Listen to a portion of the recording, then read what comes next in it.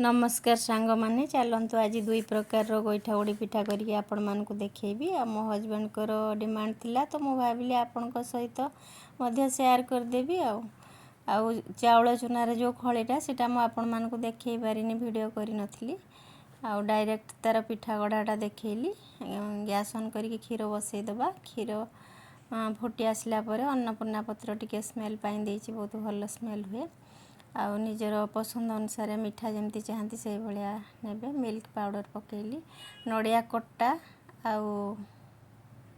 नड़िया खंड आ कुरा मध्य किछि पकेली क्षीर को फुटिया छाड़ीदबा तापर गढ़ी पिठा को भल भाव फुटिया आम छाड़ीदबा आउ टेस्ट पाई टिके लुण पड़े मुझे लुणटा भूली जाइली एबे लास्ट टिके लुण पकेली आउ गुजराती गुंड मध्य टिके पकेली भल फ्लेवर पाई कहीं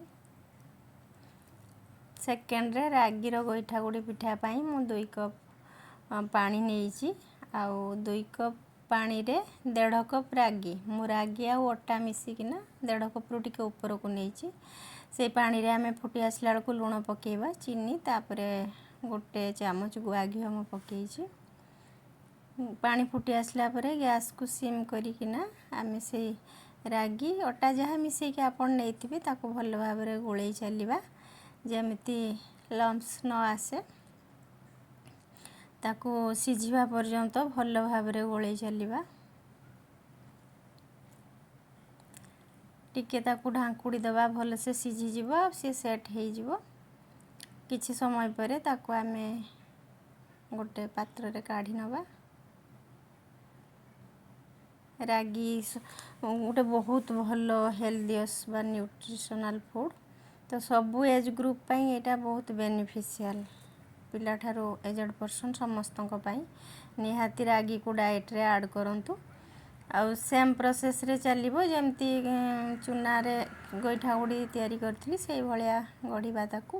क्षीर गरम हबो पुनी पड़िला अन्नपूर्णा पत्र नड़िया गुजराती गुंड चीनी मिल्क पाउडर ता भल भाव रे फुटिला परे ताकू गढ़ी पिठा को पुणी हम पकेदेली ताकू भल भाव रे फुटिया भाई टिके छाड़ी दबा तापरे गुजराती गुंड भी पकेदेली टिके भल फ्लेवर पाई का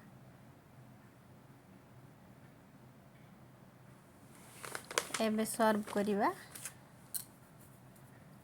जदि मोर रेसिपी आपण मानकु भल लागुथो निश्चित भाव रे शेयर लाइक एंड सब्सक्राइब करिवे रहिली जय जगन्नाथ पुणी देखा हेबो गुटे नुआ वीडियो रे।